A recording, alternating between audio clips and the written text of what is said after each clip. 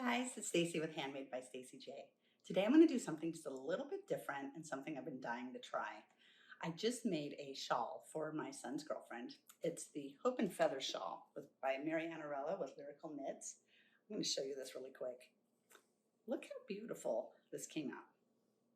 Now, I absolutely love this, but it needs to be blocked before I can gift it to her. And I actually will have a pattern link to the shawl in the show notes. But when I blocked this, I was thinking, well, these are purples and reds, and those colors tend to bleed. So I'm going to try something just a little bit different that I'd heard about, and it's this. They're color catchers. So supposedly, you put one or two of these in with your wash, and it catches the colors rather than the colors bleeding. So I'm going to try this today, and we're going to put it to an ultimate test. I also have a white washcloth. So I'm going to see how this works, how they bleed, just have some fun with it. And I wanted to share it with you guys. So let's go ahead and give this a shot. And, well, welcome to my kitchen. So the instructions on this say to place a sheet in the washing machine and add detergent and clothing, and to use 2 sheets for large loads or loads with new, dark, or color-fast garments. So just to be safe, I'm going to put 2 sheets in with this shawl, and rather than detergent, I'm going to throw in just a little bit of softener because I always do that whenever I'm blocking something. So I'm going to fill up the sink with some cold water, and then we'll take it from there. Now that the sink is getting filled, I'm going to put in a tiny splash of softener, just a little bit. And then I'm going to take a quick temperature reading. Because I'm in Arizona, cold water is something that we don't get a whole lot of. So I'm just going to see where we're at. So this is saying, about 88 degrees. So fortunately we've had some storms. It hasn't been super hot water, but I'm going to add some ice cubes in this as well, just to bring it on down to probably about 70 degrees. So the water is now registering a little over 68 degrees. So this is nice and cool. And if you go by Celsius, this is now about 20 degrees Celsius. So I know that that's considered cool for the fibers. So I've opened this, and these are pretty cool. They look like dryer sheets. So I'm gonna pull out 2. Oh, pretty decent size. They just feel like paper. So I'm going to add 1 in there, and then we'll get 1 more. All right, so we'll put that in there. And then I'm going to add in our washcloth before we do the shawl. So here's the washcloth. All right, so everything in there is white. Now, let's add this baby in there. So here we go. I'm all doing this one-handed because I'm my camera person, so I do apologize if it seems a little bit shaky.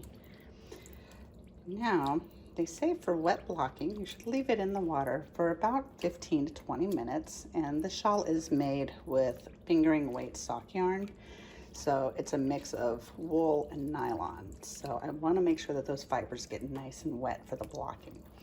So let's let this sit for a while, and we'll come back and check on it, and we'll see what it does. I'll see you. I've let this soak for about 20 minutes. You can see there's a little bit of tint in the water, but we will see when I pull it out how it looks. So I'm going to set this up on a little tripod so that we can get this pulled out and rinsed. I'm going to give it one more little squish. I'm going to pull out one of the color catchers, which surprisingly quite white. This really does feel like paper. It's really interesting. And then let's see how this looks. My goodness, that actually looks white. And look, you can see the pink in the water. And I did pull out a dry sheet as well as one of these so that I can pair them next to each other. And I'll pull out the other sheet. Surprised at how white these are. And then pull this out, do a little drain. Yeah, see the water itself is very pink in the yarn. Let me do a quick rinse. And if you'd like to see how I actually block this, hang out for a little bit and I'll show you those steps as well.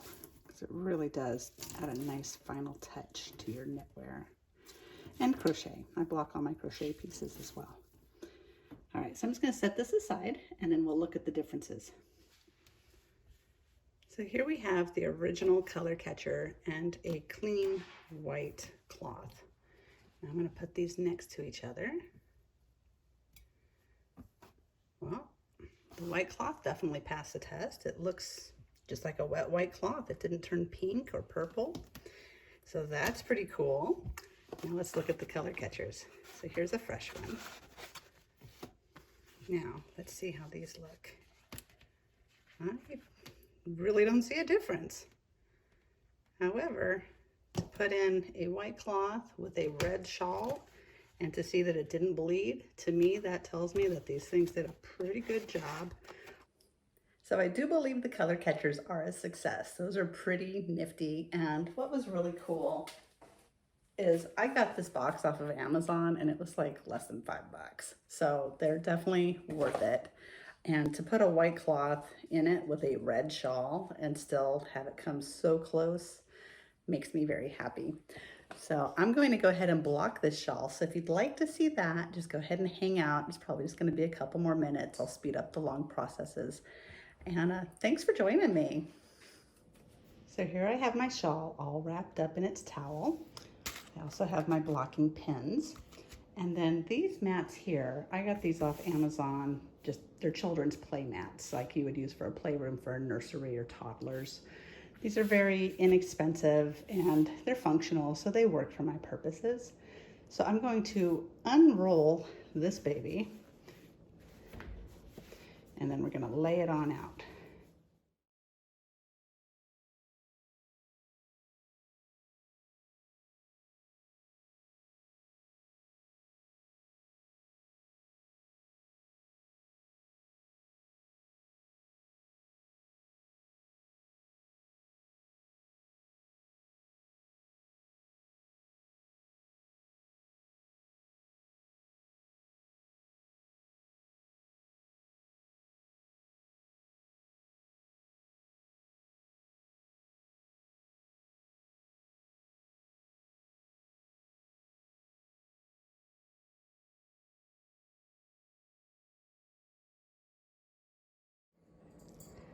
I've unpinned the shawl and now you see it's laying nice and flat and the edges are nice and clean and it just gives the knitting just a nice finish.